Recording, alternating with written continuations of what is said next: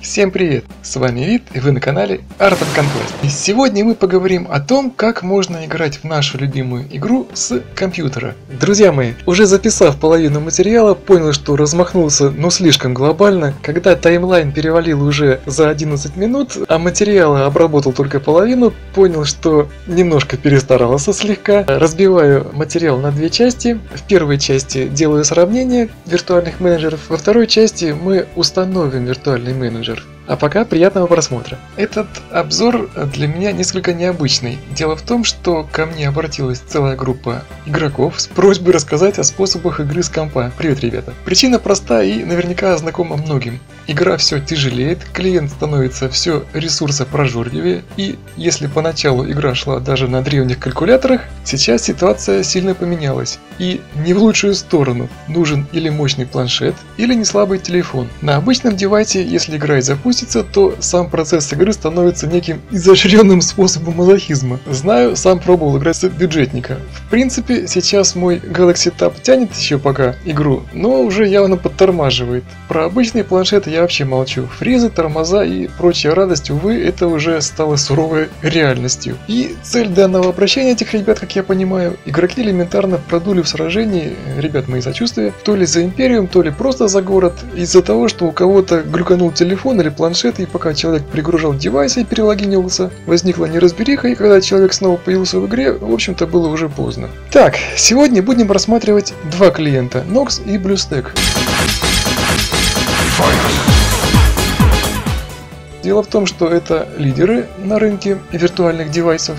Другие конкуренты настолько отстали от этих лидеров, что, в общем-то, их даже рассматривать не имеет никакого смысла. Наверное, даже больше BlueStack, так как Nox, к сожалению, меня в последнее время все больше и больше разочаровывает. А для неподготовленного пользователя установка игры, нашей игры, на BlueStack настолько простая, что однозначно рекомендую им только его. Кстати, данная статья не рекламная, к сожалению. За нее я не получу ни копейки, так что могу честно рассказывать как о плюсах, так и о недостатках обеих продуктов. Не уподоблюсь Вилси, конечно, я по сравнению с этим техноблогером ака муха против слона, но его пример очень показателен. Ведь был же когда-то нормальный блогер, который делал нормальные обзоры. А что сейчас? Распаковываем коробочку с очередным айфончиком. Вау, черненький провод, вау, какой он черненький. Блин, и так минут 15-25 откровенного жополиза. Народ тогда знатно проржал с этого, а мне лично уже было даже не смешно, откровенно противно. Я понимаю, что человеку заплатили, он просто отрабатывает гонорар, но так откровенно лизать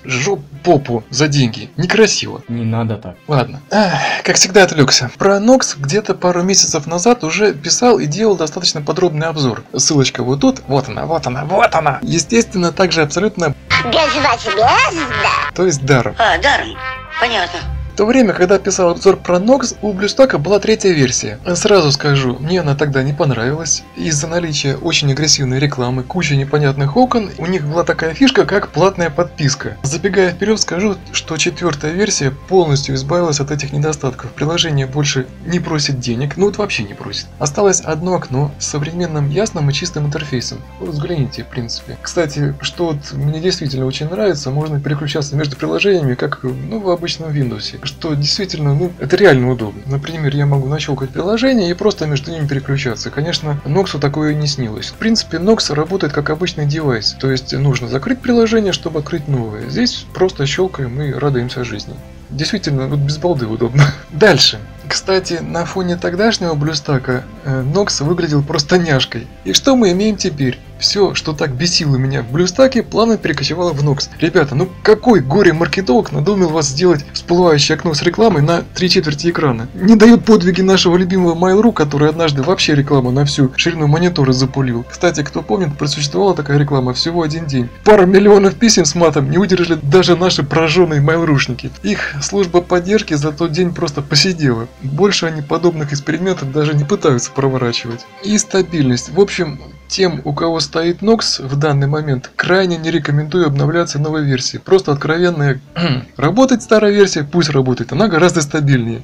и сразу предваряя вопросы в свой адрес, типа, если тебя устраивал Nox, тогдашний Nox, какого хрена ты стал искать альтернативу? Постараюсь ответить максимально честно. Я сейчас пытаюсь стримить. Да, у меня пока проблемы со звуком, я их уже знаю, как решить, но Nox отказывается стримить. Вот вообще. Кто знает, меня поймет. Да, есть способы выйти из положения, поставить TeamViewer и уже через него писать. Вам не напоминает это тот анекдот про гинеколога и замочную скважину? Это уже какое-то извращенное извращение. При всем при этом BlueStack прекрасно стримит без каких-либо проблем. И когда стал искать альтернативу Nox, естественно, первое, что я попробовал, это BlueStack. И с удивлением увидел, что все то, что бесило меня в третьей версии, в четвертой полностью исправлено. Итак, что мы имеем в чистом остатке? Nox. Nox – это полный аналог Android-девайса на вашем компьютере. По сути, Nox – это просто виртуальная машина от VirtualBox с установленной Android-операционкой и накатанными на нее приложениями. То есть, фактически ничем не отличается от телефона или планшета. Можно даже установить определенную модель.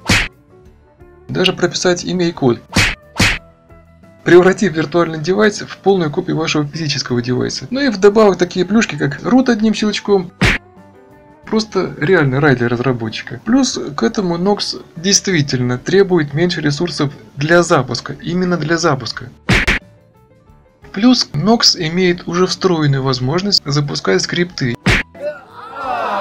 Я рассказывал о них в прошлом видео на эту тему, ссылка есть в описании. Скажу лишь, что иногда это реально удобно. Казалось бы, просто идеальная виртуальная машина, но на этом плюсы в общем-то и заканчиваются. При всех замечательных плюсах, по сути, Nox это интерпретатор. Так, где моя любимая училка? Нет, ну не это. Хотя и это так ничего. Java машина, которая работает в ядре любого Droid-устройства, по сути интерпретатор. Что это такое? Итак, что такое по сути интерпретатор? Это исполняемая среда. Если представить, что вот эта среда, и в ней работает некоторая программа. В среду забрасываются данные, много-много данных извне. Программа работает, и в процессе этой работы получаются некие результаты.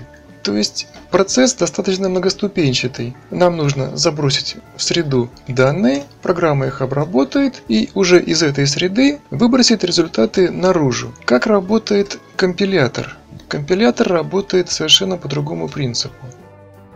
В компиляторе уже скомпилированы данные, программа, и результат получается уже внутри этого модуля. У нас нет промежуточных итераций, нет промежуточных действий, как в интерпретаторе. Допустим, среди программистов бытует четкое мнение, оно подтверждено многократно на практике, что два одинаковых программиста, один работает с интерпретатором, один с компилятором. Результаты программа будет всегда эффективнее где-то в 2,5 раза при одинаковой квалификации программистов. Просто за счет того, что интерпретатор всегда пожирает ресурсы на собственное обеспечение работоспособности. Так вот, все Droid-машины, включая пятерку, интерпретаторы.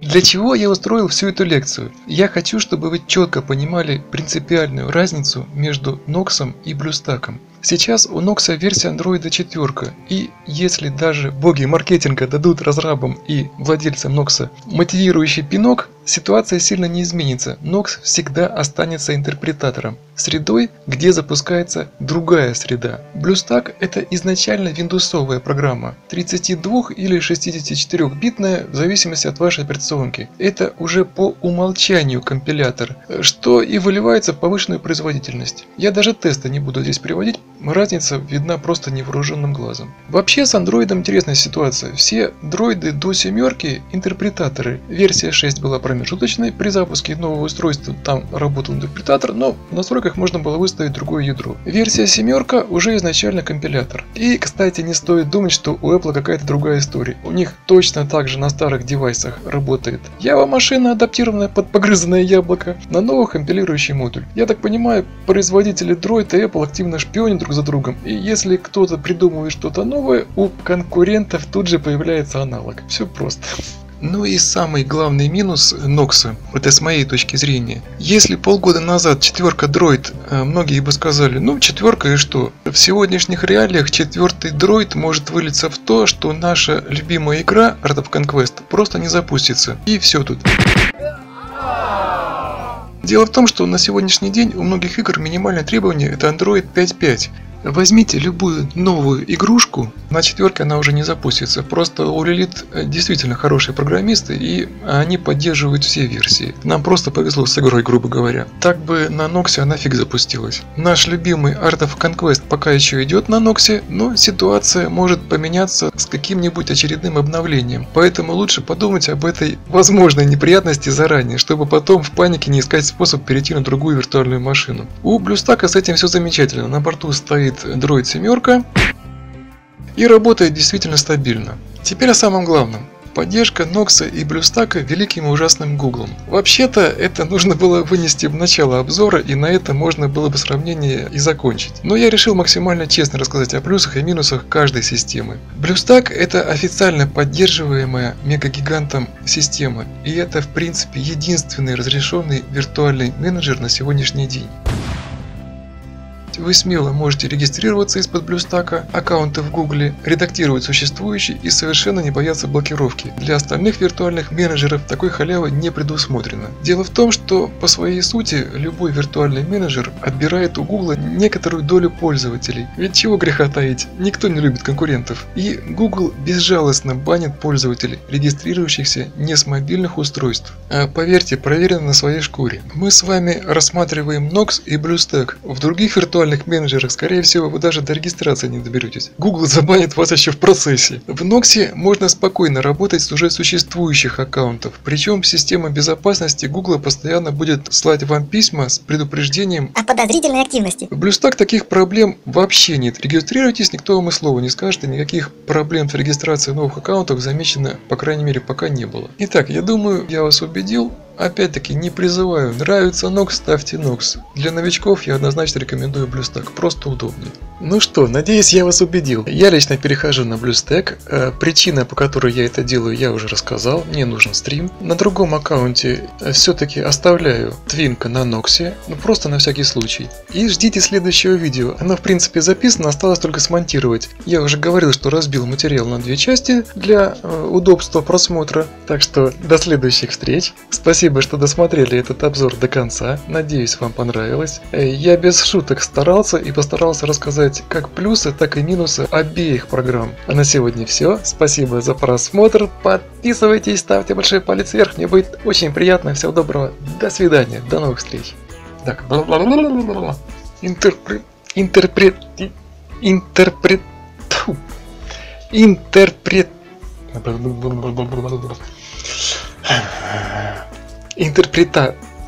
У BlueStack была третья версия. У папа была собака, ля-ля-ля-ля-ля-ля. Блин. Раз, два, три, раз, два, три.